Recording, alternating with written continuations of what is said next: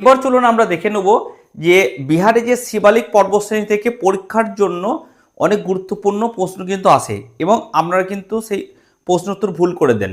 সেই উত্তরগুলো আমরা চলুন শর্টকাট ট্রিকের মাধ্যমে আমরা আজকে দেখে নেব।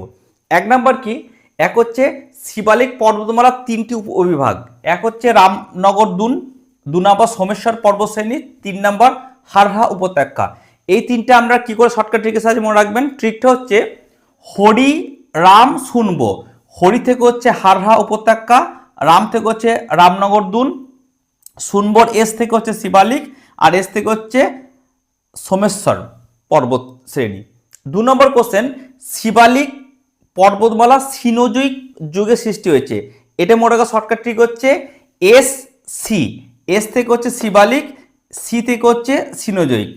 3 নম্বর কোশ্চেন, সোমেশ্বর পর্বতশ্রেণী কিন্তু টারশিয়ারি যুগে তৈরি হয়েছে।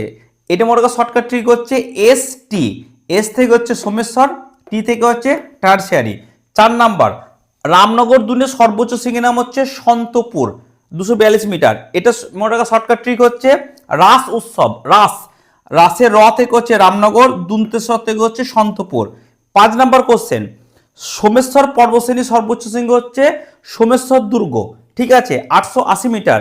এটা মনে রাখা শর্টকাট ট্রিক হচ্ছে এসএসসি এক্সাম, এস থেকে হচ্ছে সোমেশ্বর, আর একটা এস থেকে হচ্ছে সোমেশ্বর দুর্গ। 6 নম্বর কোশ্চেন, বিহারের সর্বোচ্চ শৃঙ্গের নাম কি? সোমেশ্বর দুর্গ। এটা মনে রাখা ট্রিক হচ্ছে বিএসসি, বি থেকে হচ্ছে বিহার, এস থেকে হচ্ছে সোমেশ্বর দুর্গ।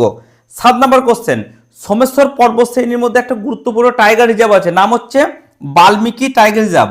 এটা মনে রাখা শর্টকাট ট্রিক হচ্ছে এটাও বিএসসি, বি থেকে হচ্ছে বাল্মীকি টাইগার রিজার্ভ, এস থেকে হচ্ছে সোমেশ্বর পর্বত শ্রেণী। তাহলে আমরা শর্টকাট ট্রিকের সাহায্যে শিবালিক পর্বত শ্রেণীর মধ্যে যে সমস্ত কোশ্চেনগুলো আসে সেগুলো জেনে নিলাম।